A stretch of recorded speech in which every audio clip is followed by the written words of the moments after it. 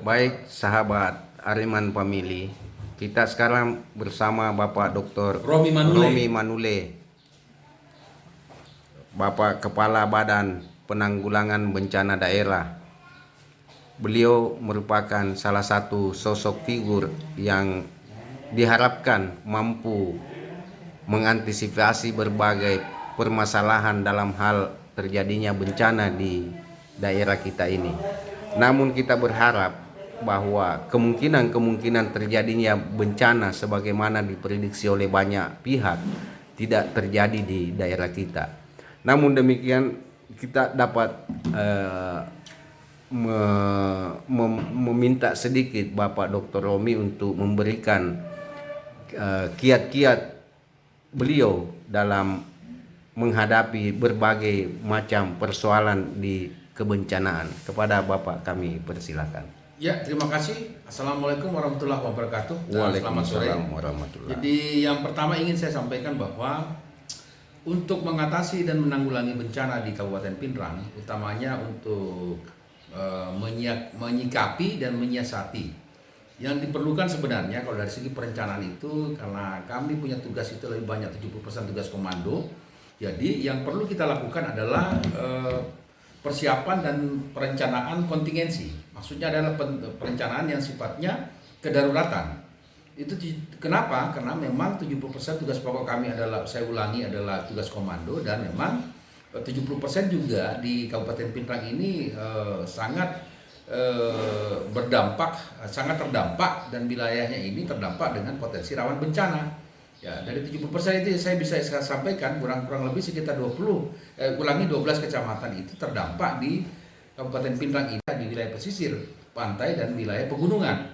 Itu yang sekarang yang kami menjadi atensi utama kami untuk mengatasi dan menanggulangi kedaruratan dalam rangka penanggulangan bencana ini.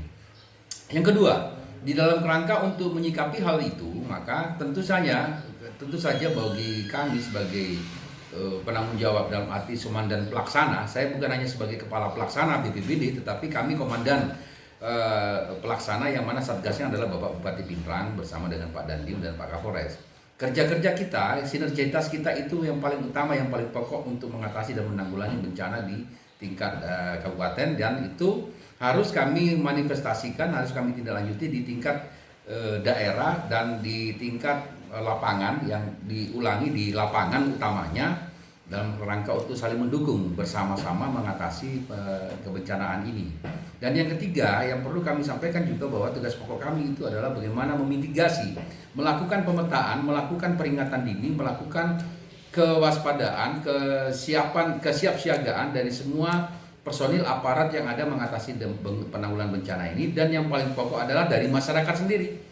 Masyarakat di sini harus sadar selamat, sadar bahaya akan adanya potensi rawan bencana itu sendiri. Jadi menurut kami bahwa dalam pengalaman kami selama kurang lebih selama saya menjabat di sini, yang saya lakukan adalah kurang lebih sekitar 10 kasus kami temukan orang hilang, dan itu atas kerja kami, sinergitas kami bersama dengan teman-teman dari Basarnas maupun dengan Brimob. SAR Brimob itu ada SAR-nya. Jadi itulah yang kami segera dan secepat mungkin untuk mengatasi semua hal-hal yang terdampak di daerah berpotensi rawan bencana. Kemudian yang keempat, selain melakukan mitigasi peringatan dini kepada masyarakat, dan kami ingatkan juga bahwa sadar selamat, sadar bahaya ini akan potensi bencana ini tidak bisa kami kerjakan sendiri, tentunya harus ada dukungan dari semua pihak. Oleh karena itu, di dalam penanganan darurat, utamanya untuk menyuplai, membantu meringankan beban masyarakat, itu kami perlu CSR. CSR ini yang sudah kami lakukan, dan alhamdulillah sampai saat ini dukungan dari semua teman-teman, semua mitra sinergitas kita dalam arti bank ataukah lembaga badan usaha lainnya, itulah yang sampai sekarang ini, sehingga saya sampai bahagia sampai saat ini dibantu oleh mereka-mereka yang peduli dan sadar akan tugas-tugas kemanusiaan yang kami lakukan selama ini. Hanya itu yang hanya itu saja yang saya ingin sampaikan, mengingat bahwa sekali lagi kita harus tangguh, ya, harus kuat, kokoh, tanggap dan tangkas. Itulah tugas pokok moto kami. Jadi tanggap, tangkas dan tangguh. Dan kemudian juga di dalam rangka untuk memanifestasikan tugas-tugas keseharian kami dalam rangka tugas kebencanaan ini, Gaspol. Jadi gercep itu gerak cepat, Geber itu gerak bersama, dan Gaspol adalah gabungan semua potensi lapangan. Itulah yang sehingga sampai saat ini saya bahagia dalam melaksanakan tugas sebagai kepala pelaksana BPBD di Kabupaten Pindrang, dan saya cuma ingatkan bahwa jangan lupa bahagia dalam mengatasi semua hal-hal yang sulit, karena memang ini hal kesulitan yang kami hadapi dan kami tidak pernah surut menyerah, dan kami pantang menyerah dalam hal ini, tangguh di dalam mengatasi semua potensi keadaan yang terjadi selama ini. Dan saya ingatkan lagi bahwa yang keenam, kita sedang menghadapi berdasarkan potensi data yang ada dari Badan Meteorologi Geofisika, Klimatologi Geofisika BMKG, kita itu sekarang mengalami namanya cuaca ekstrim. Itulah yang menjadi peringatan kita. Dan sampai saat ini cuaca ekstrim itu statusnya belum dicabut oleh BMKG, dan kami koordinasi dari BNPB dan Basarnas dari 3 unit lembaga ini, itu kami sudah tetapkan sejak bulan September sampai bulan April nanti. Itulah yang menjadi keseriusan kami. Dan sebagai catatan juga bahwa kita sekarang ini sedang mengalami namanya periode La Nina. La Nina itu adalah periode di mana musim penghujan yang cukup panjang, musim basah. Jadi selanjutnya kita akan hadapi nanti berikutnya adalah potensi rawan bencana, yaitu El Nino. Itu musim kering. Dan itu potensi kebakaran lahan, kebakaran hutan, itu yang kami akan waspadai dan harus kami sikapi dalam waktu secepat-cepatnya dengan tempo sesingkat-singkatnya. Itulah yang menjadi kiat-kiat kami selama bertugas di Kabupaten Pindrang di alam hal ini unit kerja Badan Penanggulangan Bencana Daerah. Sekian dan terima kasih. Wassalamualaikum. Terima kasih. Sedikit lagi Pak Ya. Dokter, sedikit lagi Ya. kami ingin mengetahui lebih jauh bahwa faktor personil dan peralatan itu adalah salah satu faktor yang sangat mendukung keberlangsungan tugas-tugas pokok Badan Penanggulangan Bencana Daerah. Bagaimana dengan kondisi sekarang ini di badan yang Bapak pimpin? Apakah faktor-faktor itu tidak cukup mempengaruhi dalam pelaksanaan tugas pokok dan fungsi Bapak selaku Kepala Badan Penanggulangan Bencana Daerah? Untuk saat ini bahwa untuk mengatasi dan mengelola keterbatasan sarana prasarana, ya, untuk untuk bukan hanya logistik, itu kan logistik kami sudah atasi tadi dengan bantuan dukungan CSR, dan untuk keterbatasan prasarana yang akan kami lakukan saat ini adalah dengan pendekatan manajemen risiko.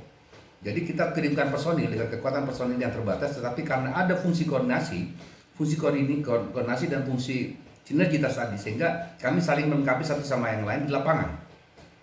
Ketika kami turun kekurangan kendaraan, maka kami akan turun bersama-sama dengan teman-teman verifikasi sekaligus melakukan asesmen di lapangan terhadap daerah potensial yang maupun daerah-daerah yang sudah terdampak bencana tadi. Itu yang pertama. Yang kedua, memang kalau bicara sarana prasarana yang terjadi sekarang saat ini, kami punya peralatan itu sudah cukup lama, yaitu kurang lebih statusnya sudah 10 sampai 12 tahun. Jadi memang sudah tidak memadai, dan saya sangat membutuhkan dukungan bukan hanya dari pemerintah. Kalau memang dari anggaran pemerintah sekarang tidak memadai, apalagi dari APBD. Saya coba sekarang bagaimana memikirkan dengan mereka-mereka semua dari pihak lembaga-lembaga luar, apakah itu lembaga BUMN, BUMD, yang simpati dengan aksi kemanusiaan kami, yang simpati dengan tugas pokok kemanusiaan kami, sehingga kami nanti akan melibatkan, didukung dan semoga insya Allah nanti ke depan sebagai upaya kami melakukan pendekatan, koordinasi, komunikasi, membangun relasi silaturahmi, sehingga itu bisa meringankan tugas badan kami yang selama ini terhadap penanganan negara yang begitu besar dalam bencana dan tugas kesehatan. Saya kira itu yang bisa sampai saya lengkap untuk membangun apa bisa ke depan. Terima kasih banyak Bapak Dr. Romi Manido atas segala informasi, dan kita berharap supaya agar daerah kita ini tetap aman dari segala bencana. Amin. Dan Insyaallah diberikan kekuatan dalam menghadapi segala bentuk cobaan. Amin. Terima kasih sahabat Hariman Family. Mari bekerja bersama, semoga sukses. Wabillahi taufik wal hidayah. Wassalamualaikum warahmatullahi wabarakatuh. Salam tangguh, salam kemanusiaan. Wassalamualaikum warahmatullahi wabarakatuh.